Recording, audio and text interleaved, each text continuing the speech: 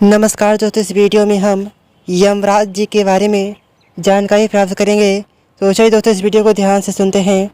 हिंदू धर्म में यमराज का महत्व बहुत ही अत्यधिक है। यमराज जी को मृत्यु के देवता और धर्म के संरक्षक के रूप में पूजा जाता है। वे सृष्टि के न्यायाधीश हैं और जीवों के कर्मों का हिसाब किताब रखने वाले देवता माने जाते हैं।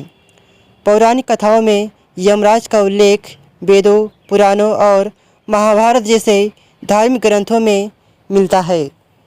यमराज का स्वरूप अत्यंत प्रभावशाली है। उनकी सवारी भैंस है जो उनकी शक्ति और अधिकार का प्रतीक है। उनके हाथ में एक बड़ा डंडा यानी गदा और पास होता है, जिसका उपयोग वे आत्माओं को पकड़ने और न्याय देने के लिए करते हैं।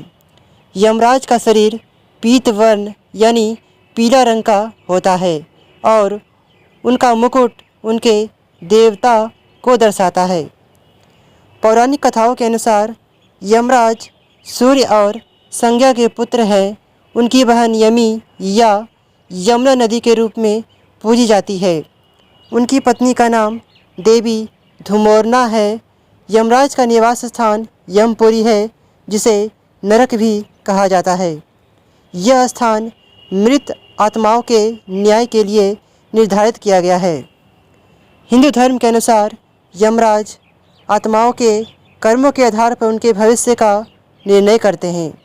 अच्छा कर्म करने वाले व्यक्ति को स्वर्ग ले जाते हैं और पाप करने वाले व्यक्ति को नरक में दंड मिलता है।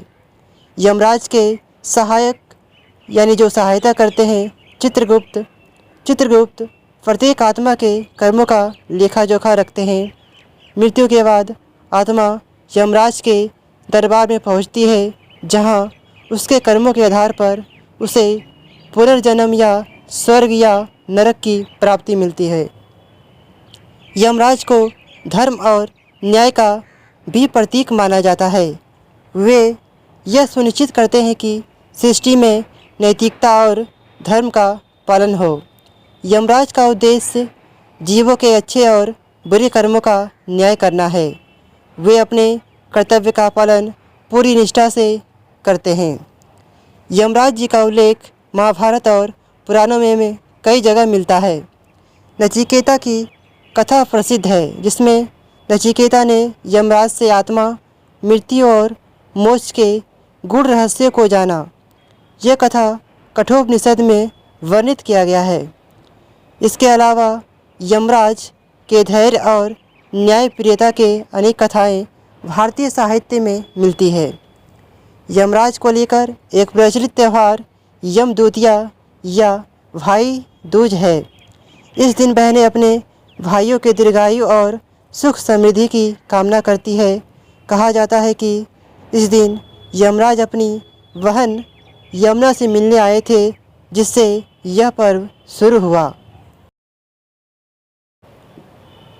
इस प्रकार यमराज केवल मृत्यु के देवता नहीं, बल्कि धर्म, न्याय और सत्य के रक्षक हैं।